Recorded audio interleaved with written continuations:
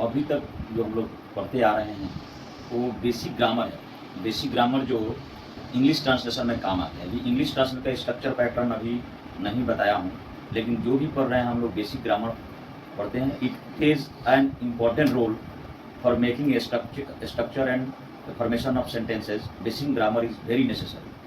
तो आज का क्लास जो है हम लोग बेसिक ग्रामर और कुछ इम्पोर्टेंट बेसिक टर्म्स हैं जो बार बार पढ़ाते समय आ रहे हैं, तो उसको क्लियर करना चाहता हूँ।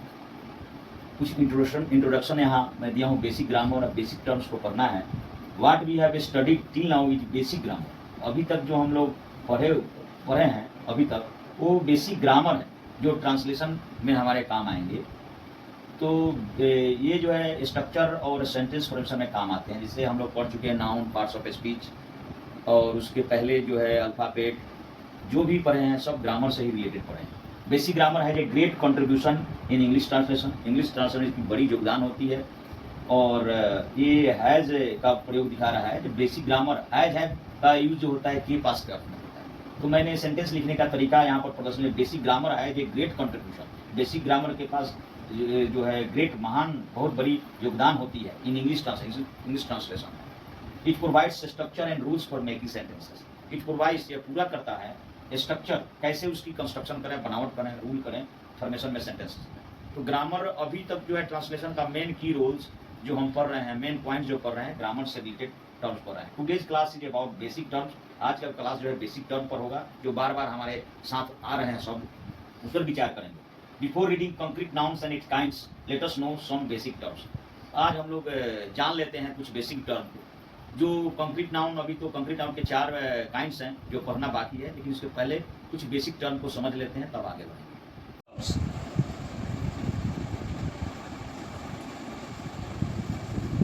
आज का क्लास बेसिक टर्म पर है।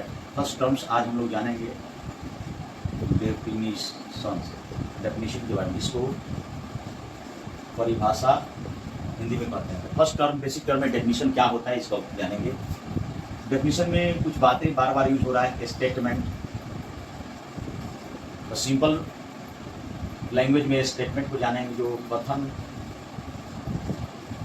बोल सकते हैं हिंदी में इसको। वर्ड जो पढ़े हैं, वर्ड शब्द के बारे में भी समझेंगे। मेन इम्पोर्टेंट पॉइंट है जो फ्रेज के बारे में भी जानेंगे। फ्रेज एंड सेंटेंस के बारे में जानेंगे। आज जो है बेसिक टर्म में हम 5 चीज समझने की कोशिश करेंगे। परिभाषा, स्टेटमेंट, कथन, वर्ड शब्द और फ्रेज एंड सेंटेंस।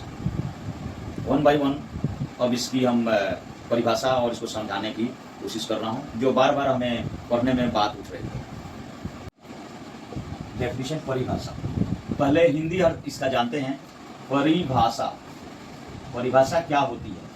परिभाषा को हम 2 तरह से इसको तोड़ सकते हैं। परि प्लस भाषा। हिंदी का परि मीन्स परिपूर्ण, परिपूर्ण क्या समझ सकते हैं, आप पूर्ण समझ सकते हैं। और भाषा जो है, हमारी जो भाषा है, ये इसका जो कहते हैं संशय रहित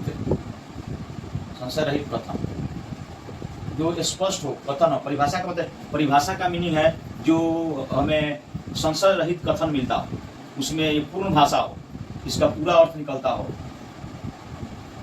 कथन का पूर्ण स्पष्टीकरण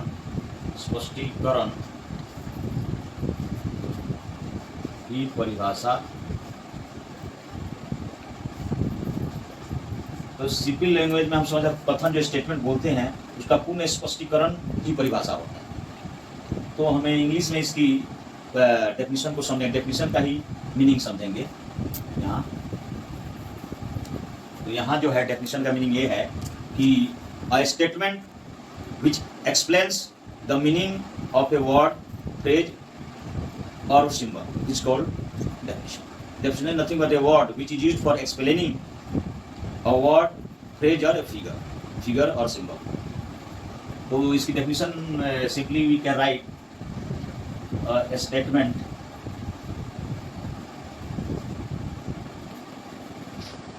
which is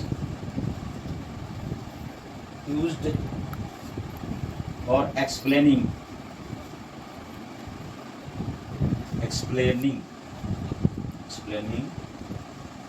which is used for explaining a word, phrase,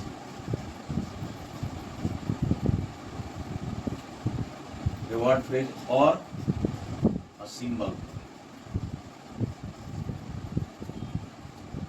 called definition. Definition होता क्या है? एक स्टेटमेंट होता है जो प्रयोग किया फॉर एक्सप्लेन, उसको व्याख्या करने में वर्ड को, फ्रेज को, और सिंबल, वैसे सिंबल कोई फिगर देखते हैं, कुछ ऐसा बना हुआ पैटर्न देखते हैं, डिजाइन देखते हैं, तो उस डिजाइन क्या कहता है उसका ही नाम परिभाषा है। Statement which is used, statement use किया जाता है for which explaining word, phrase और सिंबल इज कॉल्ड डेफिनेशन। तो बार बार मैं अभी तक पढ़ा हूँ, डेफिनेशन लिखता रहा हूँ। तो डेफिनेशन क्या है? ये वर्ड को एक्सप्लेन करता है, फ्रेज को एक्सप्लेन करता है, और कोई सिंबल है उसको भी एक्सप्लेन करता है, सही व्याख्या बताता है, पूरक बताता है। तो स्टेटमेंट, इसमें 2-3 चीजें आती हैं। स्टेटमेंट है क्या, वर्ड है क्या, ऑलरेडी पढ़ा दिया, फ्रेज है क्या। मेन आज का टॉपिक है हमारा फ्रेज से है, तो ये समझते हैं, और सेंटेंस को भी एक्सप्लेन करता है। तो आते हैं स्टेटमेंट को जानते हैं।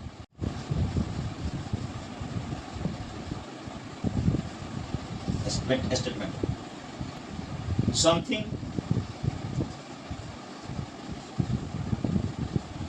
something that is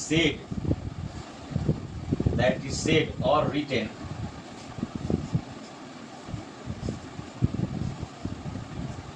called a statement. Simple language में कह सकते हैं, समथिंग दैट इज सेड और रिटेन कॉल्ड स्टेटमेंट। जो कुछ भी लिखा जाता है या बोला जाता है, स्टेटमेंट।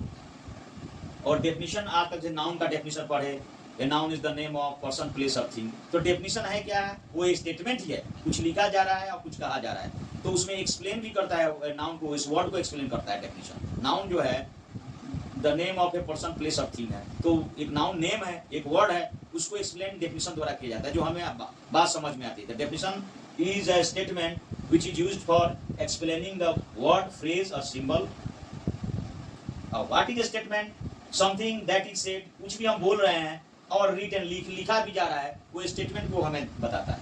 तो it defines a statement. Okay, तो अब नाउ वर्ड डेफिनेशन का पूरा फुल फॉर्म लिखते थे, डेफिनेशन। अभी तक मैं डेफिनेशन का मैं पूरा स्पेलिंग लिखता हूँ, वर्ड बाय वर्ड, परिभाषा। लेकिन इसको आगे क्लास में मैं इसको छोटा में डेफिनेशन का स्मॉल फॉर्म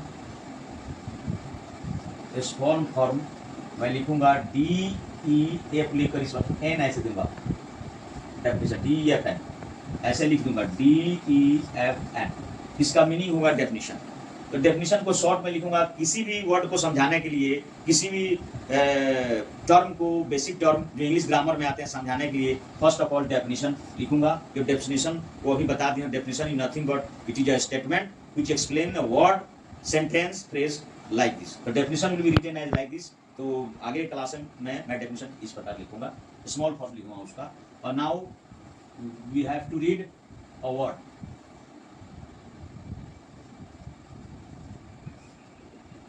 वर्ड जो शब्द है, पहले मैं ऑलरेडी पढ़ा चुका हूँ, लेकिन अभी को रिलेट कर रहा हूँ, साथ में ला रहा हूँ सेंटेंस को, फ्रेज को। तो वर्ड के आधार पर हम सबकी डेफिनेशन दूंगा, सबको परिभाषा बताऊंगा, इसलिए वर्ड को बता रहा हूँ। तो वर्ड का डेफिनेशन हो गया, एक शॉर्टकट में से हो, word is a group of letter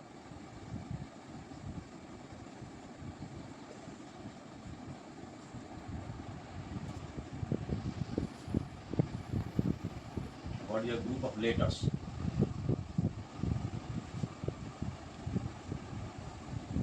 which gives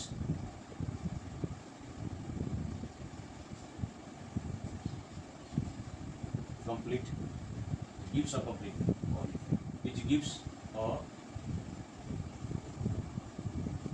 complete meaning. A word is a group of letters which gives, जैसे कि हम लोग अल्फाबेट में 26 लेटर होते हैं, ए बी सी डी, ये सब जो है लेटर मिलकर वर्ड बनाते हैं। तो वर्ड क्या है? ए ग्रुप ऑफ लेटर्स है, a group of letters. In other word we can say a group of letters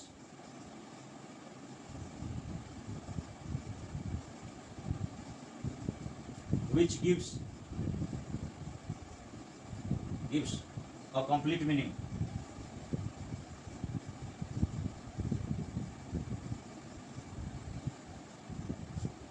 Is called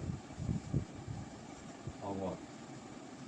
दो तरह से मैं यहाँ दिखाया लिखने का तरीका, एक पैसिव वॉइस में बदलकर एक नॉर्मल सेंटेंस में। Word is a group of letters which gives, जो देता है कंप्लीट मीनिंग, जो हमें बताता है। I group of letter which gives a complete meaning, group which gives a complete meaning is called voice हो जाता है। कहते हैं तो अंग्रेजी में वॉइस में ही बताते हैं, वॉइस में इज कॉल्ड माने कहलाता है, होता है, लेकिन कहते हैं हिंदी में कहते हैं, लेकिन ये जो है ग्रुप वाला जो पूरा अर्थ देता है उसको शब्द कहते हैं। तो कहते हैं कहना है, लेकिन कहलाता लिखा जाता है। तो एज दो तरह से डेफिनेशन ऑफ वर्ड, जैसे फॉर एग्जांपल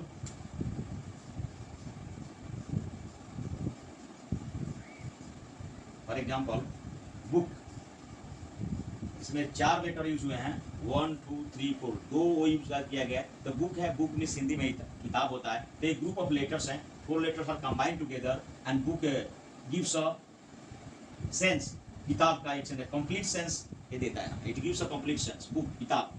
कंप्लीट नाउन भी हम समझ चुके हैं, तो कंप्लीट नाउन को पढ़ने के पहले हम समझ रहे हैं कि बुक तो वर्ड और बार बार जो यूज होता है, frequently we are using terms, definition, statement, sentence, phrase, तो उसको समझने की यहाँ प्रयास कर रहे हैं। बुक हो गया, इसी तरह गुड हो गया, अच्छा, एटसेट्रा। अभी जो है हम लोग वर्ड समझ गए, और वर्ड के डेफिनेशन के आधार पर मैं फ्रेज का डेफिनेशन तैयार करूंगा। फ्रेज क्या है? फ्रेज आता है, फ्रेज बार बार मैं यूज करूंगा, इसको डिटेल में पढ़ेंगे भी, लेकिन अभी समझने की जरूरत है कि बार बार फ्रेज टर्म आ रहा है। तो व्हाट इज फ्रेज? तो on the basis of definition of word I will form a definition of phrase also. मैं फ्रेज का डेफिनेशन दूंगा। A phrase is a group of words, वहां था words is a group of letters, here a phrase is a phrase is a group of words which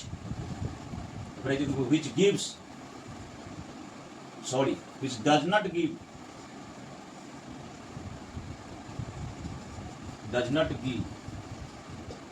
a complete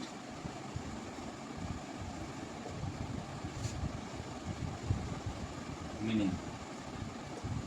A phrase is a group of words which does not give a complete meaning. phrase जो है शब्दों का समूह है, which does not give, जो देता नहीं है, a complete, पूर्ण अर्थ नहीं देता है, जो पूरा अर्थ नहीं देता, complete, it does not make a complete sense, जो complete sense नहीं देता है। ये ग्रुप ऑफ वर्ड पूरा अर्थ नहीं निकलता है। तो यहाँ हमें समझेंगे और देखेंगे कैसे फ्रेज आते हैं। इसको दूसरा तरह से लिख सकते हो। अभी तो इन दिस पैटर्न हम नहीं सीखे हैं, जिसके चलते भाग जाता है। ये all definition is so easy. A group of words which, यहाँ रिलेटिव प्रोनाउन को डज नॉट जो लगता है प्रेजेंट इंडेफिनिट का नेगेटिव से देता है, डज नॉट गिव, नहीं देता है और कंप्लीट मीनिंग। अदरवाइज एक दूसरी तरह से लिख सकते हैं, in other words a group of words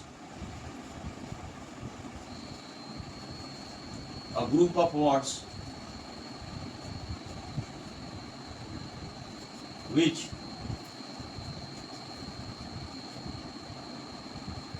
does not give a complete meaning. A group of words which does not give a complete meaning is called phrase. A group of words which does not give a complete meaning is called phrase. phrase जो है group में जो meaning नहीं देता है, बहुत बार लिख सकता हूँ, इज नोन है, जाना जाता है, is known as phrase, phrase के नाम से जाना जाता है। तो फ्रेज का दोनों का टर्म अलग कर दिया, लिखने का तरीका और फ्रेज का। अभी हमें मगअप करना है, यदि हमें मगअप, अभी हमें जो है इसको मगअप करनी है। जो स्टूडेंट्स हैं डेफिनेशन के भी सिंपल लैंग्वेज नहीं समझ रहे हैं तो they can mug up this definition, याद कर सकते हैं, कंठस्थ कर बोल बोल बार बार बोल कर याद कर सकते हैं। जब सेंटेंस पैटर्न और उसका स्ट्रक्चर जान जाएंगे तो हमें डेफिनेशन बनाने में इजी हो जाएगी। तो अभी तो एक मुझे याद रखने हैं कि फ्रेज जो है ग्रुप ऑफ वर्ड्स होता है जो पूरा अर्थ नहीं देता। जैसे दो तरह से ग्रुप ऑफ वर्ड्स, और वर्ड्स क्या होता है, ग्रुप ऑफ लेटर्स होता है। तो ग्रुप ऑफ कुछ फ्रेज के बारे में सम एग्जाम्पल, यहाँ हम सम एग्जाम्पल देख रहे हैं, some examples.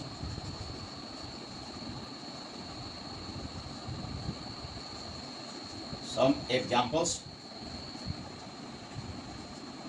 we will see, हम लोग देखेंगे, we will see to understand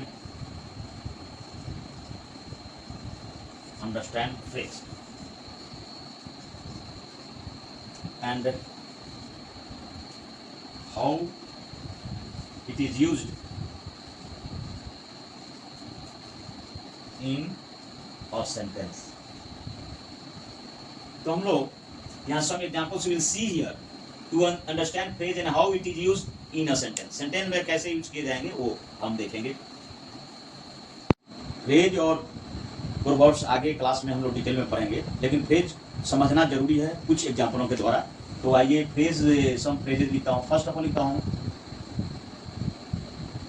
in quest of. अब देखते हैं इसका हिंदी मीनिंग होता है की खोज में, इन क्वेस्ट ऑफ, की खोज में। ये हो गया ग्रुप ऑफ वर्ड्स है, इन एक वर्ड है, क्वेस्ट है, ऑफ है, 3 ग्रुप है, की खोज में। तो हमें पूरा अर्थ नहीं निकलता, सिर्फ ये वर्ड्स का ग्रुप है। तो इन क्वेस्ट ऑफ, लेकिन ये सेंटेंस में प्रयोग होकर सेंटेंस को अलग तरह से चमकाते हैं, सेंटेंस को अलग ही तरह का उसमें हमें प्रतिभा देखने को मिलता है। इन क्वेस्ट ऑफ, जैसे सेंटेंस में देखते हैं Savitri went to the forest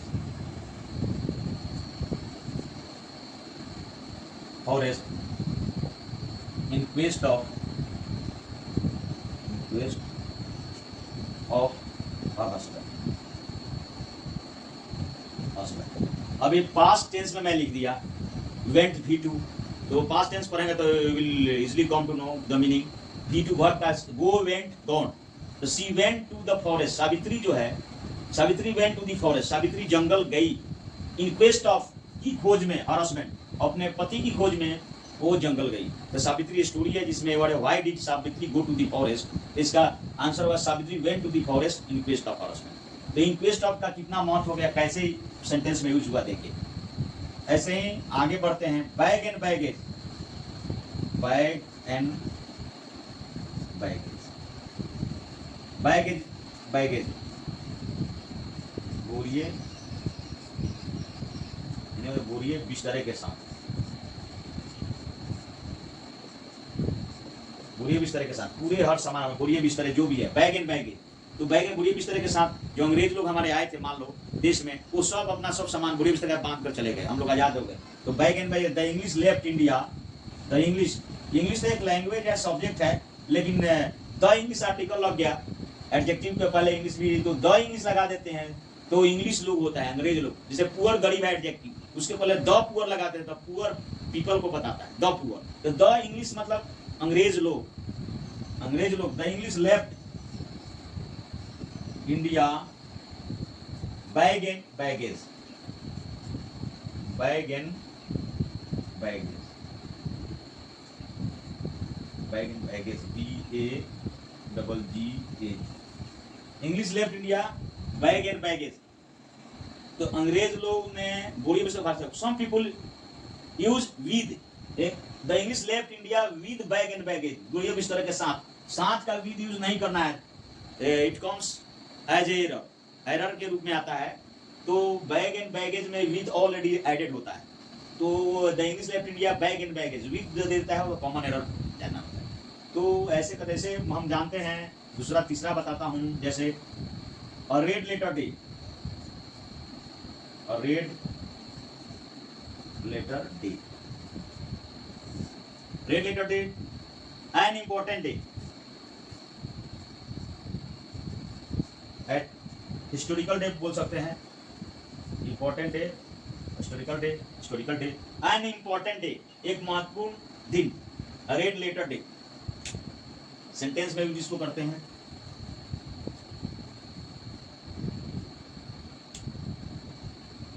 fifteen August is a red letter day in the history of India.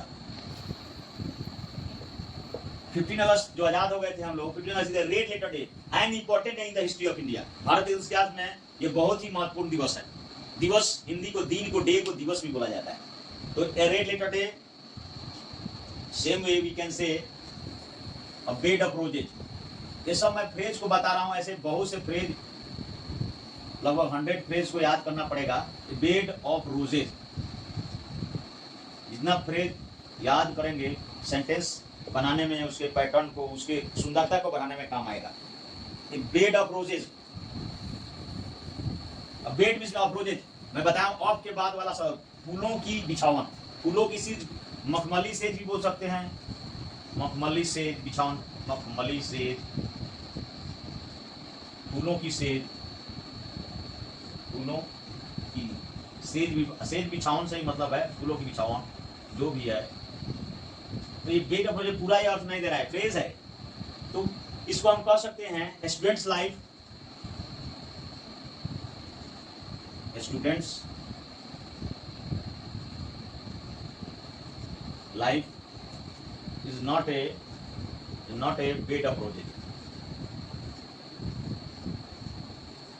पहले से हम पढ़ते हैं student life is not a bed of, English में। लेकिन आजकल बच्चे जो है सोते हैं ज़्यादा, वो बेड ऑफ रोजेज नहीं पढ़ना, हमेशा ध्यान देना, समय खाली मोबाइल में सोने वाले से नहीं होगा। तो मेहनत करने से एजुकेशन जो है cuts every type of barrier, हमें बैरियर से मुक्त करती है। तो पढ़ाई लिखाई के साथ हम लोगों को अपने जीवन में यदि स्टूडेंट लाइफ है तो बहुत ही we have to work hard to achieve the highest post in life, to increase the status। everyone wants to increase his status। तो इसके लिए working hard is gaining the thing। Student life is not a bed of roses। next one, 5 number, for the sake of,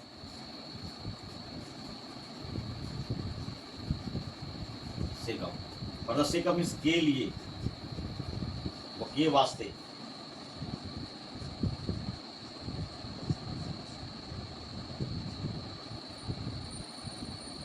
Gandhi ji died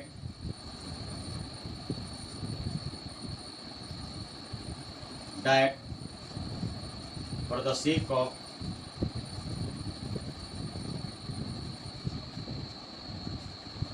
his country। Gandhi ji died past में for the sake of his country, अपने देश के लिए वो अपने जान का बलिदान दे दी, जान मर गया। तो ये like this for the sake of, by dint of, ऐसे बहुत से फ्रेज हैं। By didn't of, by didn't of, के चलते, के चलते, बाई डिंट ऑफ,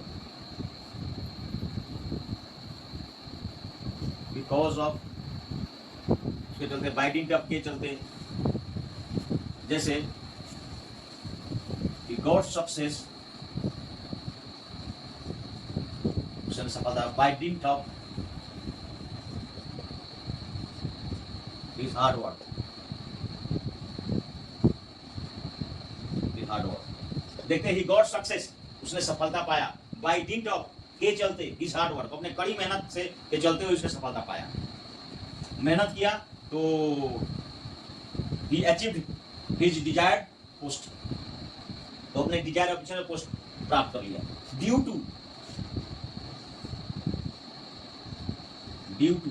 मीन्स के कारण, समझ में?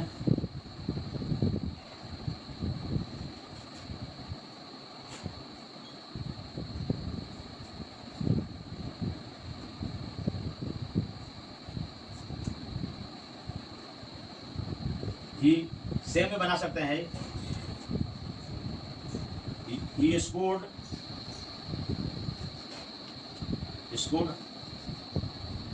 the highest marks highest mark, इसको द हाईएस्ट मार्क्स, इसको the highest mark in his class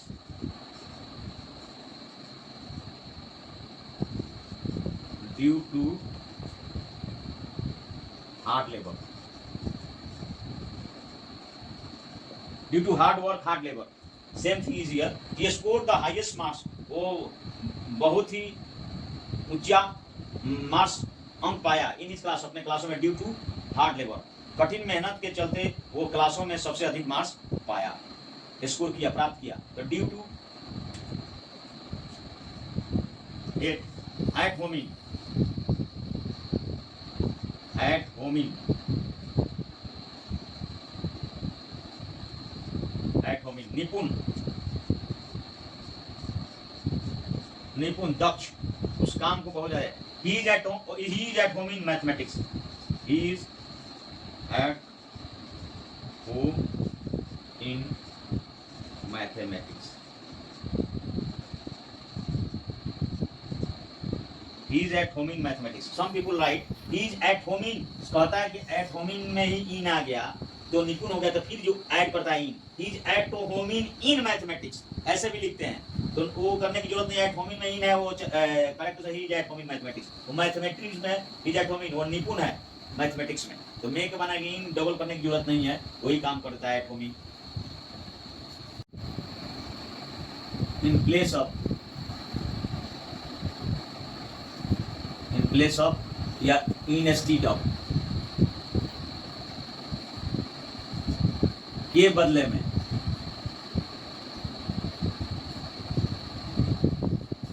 के मतलब में मत लिखो, के स्थान पर लिखो, के स्थान पर, के स्थान पर, के बदले में भी चलेगा, कोई बात नहीं, के दोनों हिंदी में नहीं तो एक ही है, के स्थान पर, के बदले में। जैसे मैं लिखता हूं,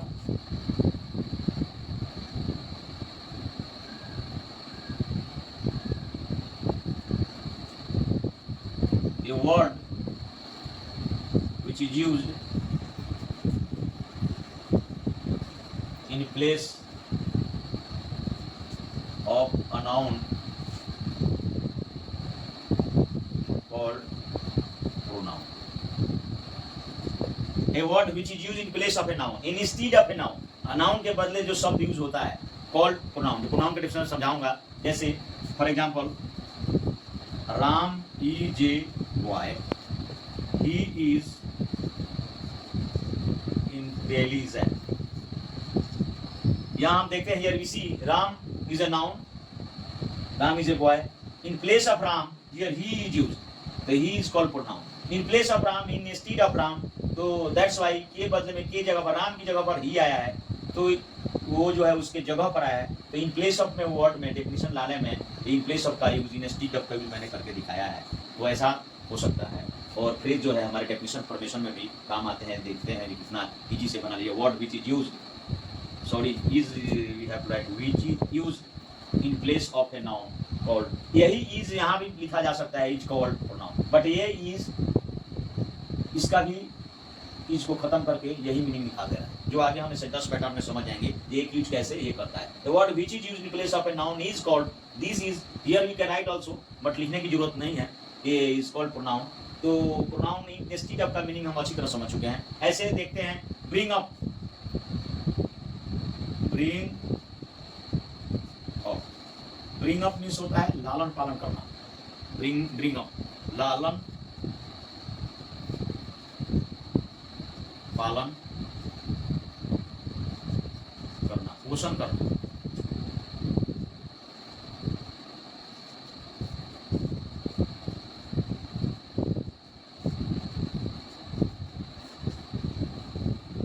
पेरेंट्स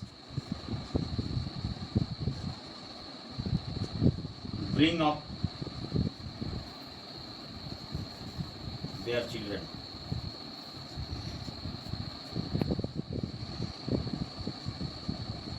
माता पिता जो है अपने बच्चे को लालन पालन करते हैं, पोषण करते हैं। Parents bring up their children,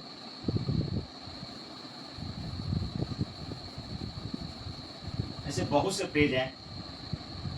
look into, जांच पड़ताल करना।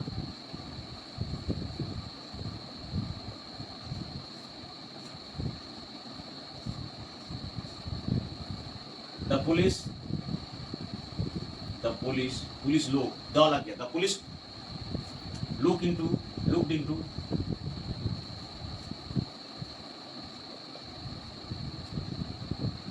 That matter, the police look into that matter, उस तथ्य का पुलिस जांच पड़ताल की, उस बात का जांच पड़ताल की जो घटना का बात है। Police look into the matter, तो जांच पड़ताल की करना।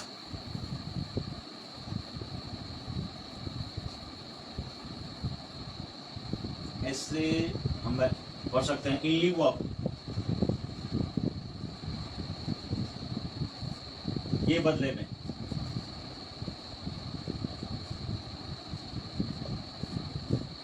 अच्छा तो he gave me a pen,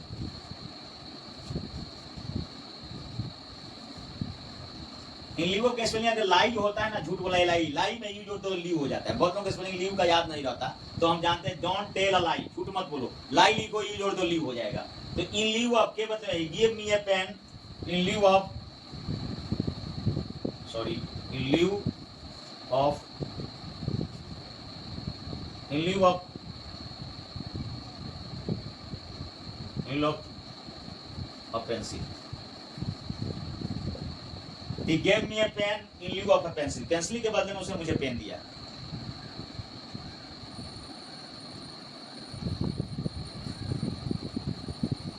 looked up, look up,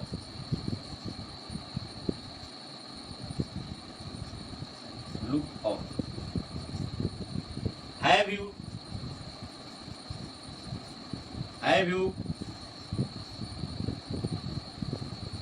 looked of the word environment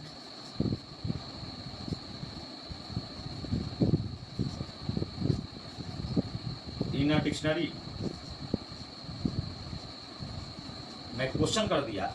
lookup mean, lookup ढूंढना, ढूंढना, खोजना,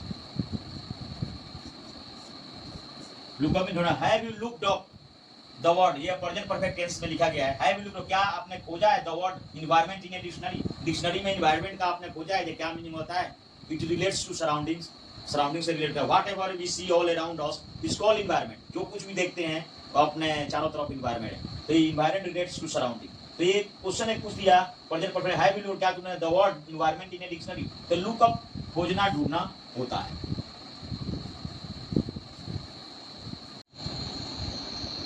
इन ब्लैक एंड व्हाइट, लिखित रूप में, लिखित रूप में, इन ब्लैक एंड व्हाइट लिखित, इन राइटिंग, लिखित रूप में। Give your statement, give your statement,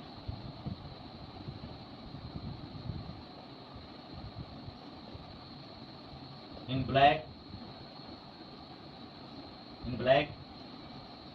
and white, ऐसे बोल सकते हैं सेंटेंस। ये है इंपरेटिव सेंटेंस। तो गिव योर, अपना कथन दो, अपना बयान दो, स्टेटमेंट कथन बयान इन ब्लैक एंड व्हाइट, लिखित रूप में। ऐसे कहने से काम नहीं चलेगा, आपको लिखित रूप में कोर्ट में बयान देने की जरूरत है। You need to give your statement in black and white in writing, तो प्रूफ के लिए होगा। तो like that, in black and white समझ गए, और हमें कई फ्रेज आएंगे और एग्जांपल ले सकते हैं। बाय लिप्स एंड बाउंड्स, ऐसे बहुत है। By leaps and bounds, by leaps and bounds,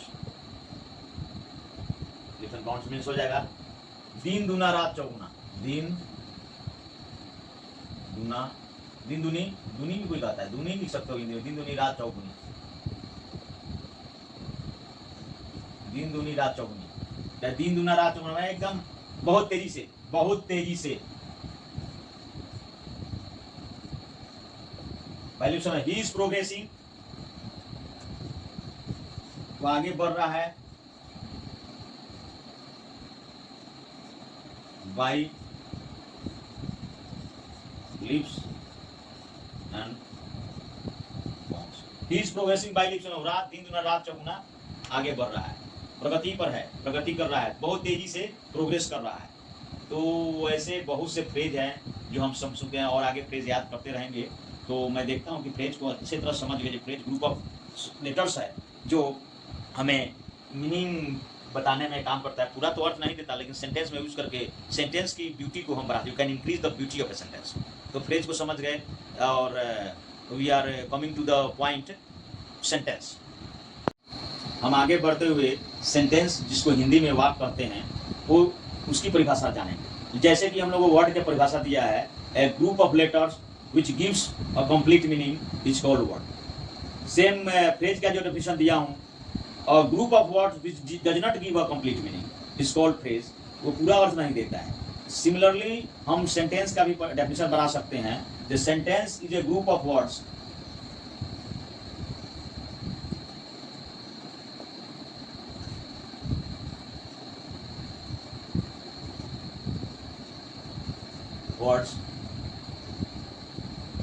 which gives a complete meaning.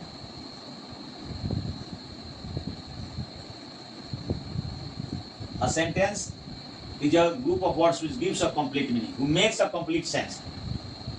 In other words, we can say a group of words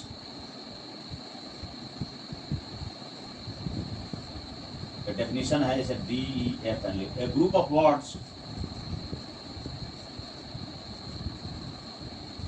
which gives a max which gives a complete meaning. A group of words which gives a complete meaning is called a sentence. देखो दो तरह से यहाँ हम समझे। A sentence is a group of words which gives a complete meaning. A group of words which gives a complete meaning is called sentence. तो voice में बदलकर कहलाता है सेंटेंस का जो ग्रुप ऑफ वर्ड शब्दों का समूह होता है जो पूर्ण अर्थ देता है। बहुत जगह मेक्स अ कंप्लीट सेंस लिखते हैं। मेक्स लिखा कंप्लीट सेंस, मीनिंग को सेंस भी तरह से लिखा जाता है। तो for example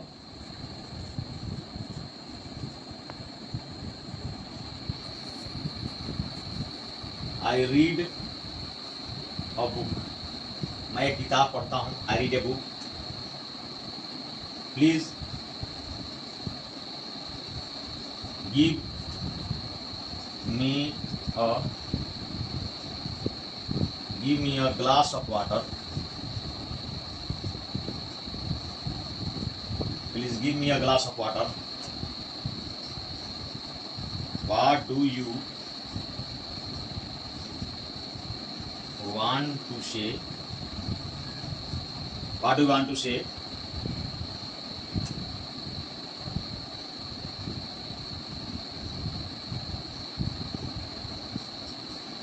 He is singing a song. He's singing a song. Don't make a noise. Don't make a noise. यहाँ देखते हैं सेंटेंस क्या है। इस शब्दों का कई शब्द है। आई रीड ए बुक, इसमें 1 2 3 4 शब्द काउंट कर लेंगे। Please 1 2 3 4 5 6 7 like that. Please give मी। ये आई रीड ए बुक ये सिंपल प्रेजेंट टेंस है और अफर्मेटिव सेंटेंस बता रहा है यहाँ पर। तो मैं किताब पढ़ रहा हूँ। Please give me a glass, imperative sentence पढ़ेंगे। जो please give me, kindly give me a glass, मुझे एक गिलास पानी दीजिए, मांग सकते हैं। What do you want to say, आप क्या कहना चाहते हैं। ये WH क्वेश्चन है जो हम पढ़ेंगे टेंस में, आप समझ जाएंगे आप क्या कहना चाहते हैं। He is singing a song, वो एक गीत गा रहा है। डोंट मेक अ नॉइज, हल्ला गुल्ला मत करो। तो लाइक दैट ये कई वर्ड्स के समूह हैं जो हमें सेंटेंस को परिभाषित करते हैं। सेंटेंस जो है, तो आज हम लोगों ने वर्ड का परिभाषा जाना जो ग्रुप ऑफ लेटर्स होता है। फ्रेज का परिभाषा जाना जो ग्रुप ऑफ वर्ड्स होता है, बट वो पूरा अर्थ नहीं देता, it does not give a complete meaning. लेकिन फ्रेज के बाद फ्रेज जो मिलाकर सेंटेंस बना देते हैं तो वो पूरा अर्थ देता है, पूर्ण अर्थ हमें मालूम हो जाता है। और ये सेंटेंस जो है ग्रुप ऑफ वर्ड्स होता है और उसका मीनिंग जब हिंदी मीनिंग का पूर्ण अर्थ होता है। तो ये बेसिक टर्म्स थे जो हम पढ़ा रहे थे, उसमें बीच बीच में सेंटेंस लिख रहे थे, बोल रहे थे, कभी कभी फ्रेज बोल रहे थे, कभी कभी वर्ड बोल रहे थे, कभी कभी स्टेटमेंट बोल रहे थे। तो आज मैं प्रयास किया हूँ कि सबको थोड़ा आइडिया ले लें फ्रेज क्या होता है, फ्रेज कई फ्रेज को बताया जाए, फ्रेज बहुत हैं, प्रोवर्ब्स भी हैं जो आगे जानेंगे तो इंग्लिश ट्रांसलेशन में हमें फिगरेटिव स्पीच बनाने में उसको अच्छा समझने में काम आएगा। तो आज हम लोगों ने बेसिक टर्म को सीखा। आज का क्लास यहीं रहता है, इसके आगे हम नाउन पर जो चर्चा कर रहे हैं वो करते रहेंगे। सब मैं ट्रांसलेशन तो पढ़ा रहा हूँ, लेकिन ट्रांसलेशन में बेसिक ग्रामर पढ़ा रहा हूँ। जो भी पढ़ा रहा हूँ बेसिक ग्रामर के टर्म्स हैं जो फॉर्मेशन ऑफ सेंटेंस में हमें मदद करते हैं। तो पहले ट्रांसलेशन के पहले कुछ बेसिक टर्म्स को जान जाते हैं, जानने के बाद ट्रांसलेशन में एक वंडरफुल थिंग दिखने को मिलेगा और समझने को मिलेगा। तो वीडियो को लगातार देखते रहिए और इंटरेस्ट लीजिए। ये थोड़ा तो नीरस लग रहा है, लेकिन जैसे जैसे ग्रामर का पार्ट खत्म होगा, ट्रांसलेशन बनाते जाएंगे तो हमें इंग्लिश को आसानी समझने में मदद मिलेगी और एक अलग से इच्छा में पढ़ने की जागृत होगी। Thank you.